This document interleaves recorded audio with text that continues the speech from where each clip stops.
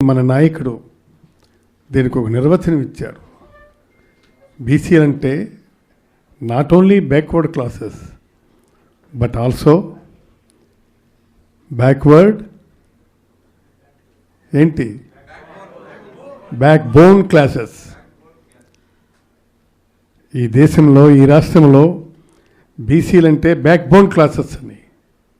అసలు ఈ 10-11 నెలల్లో జరిగినటువంటి అరాచకాలు ఏమిటి, ఆ అరాచకాలు ఎవరెవరి మీద జరిగాయి?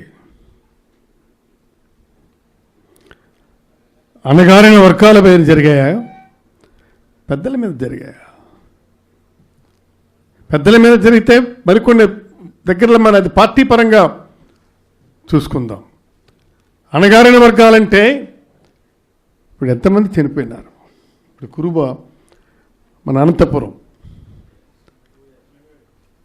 కాదు, లింగయ్య,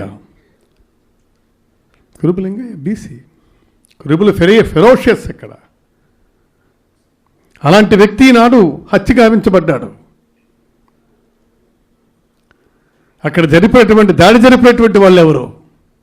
ఈ విధమైనటువంటి అరాచకత్వం జరుగుతుంటే మనం చూస్తూ చేతులు ముడుచు కూర్చుంటామా? తిరుగుబాటు చేసి వ్యతిరేకిస్తామా? ఇవాళ విశాఖపట్నం తీసుకుందాం. ఆమెను మేయర్గా ఎన్నుకున్నారు, దించేసినారు. She belongs to Yadava. వాళ్ళు ఏమంటారు? రైట్, ఆమెని ఒక యాదవను దించుతున్నావు, నువ్వు మళ్ళీ ఎక్కించేటప్పుడు మరో యాదవను ఎక్కించమని అడుగుతున్నారు వాళ్ళ మనాల్లో. ఆ దమ్ముందా? వాళ్ళకి ఎవరికైనా దమ్ముందా? లేకపోతే మరి మనం తిరగబడాల్సినటువంటి అవసరం ఉంది. ఇది మేము గుంజుకున్నాము, దానివల్ల ఎంత బ్యాడ్ వస్తుంది. సరే రానివ్వండి, ఇది జరిగిన ఇన్సిడెంట్ తర్వాత విపరీతమైనటువంటి యాజిటేషన్ వస్తుంది. వైఎస్ఆర్ కాంగ్రెస్ పార్టీ, ఈ వైఎస్ఆర్ కాంగ్రెస్ పార్టీని నిలబెట్టాల్సినటువంటి బాధ్యత మనందరి మీద ఉంది.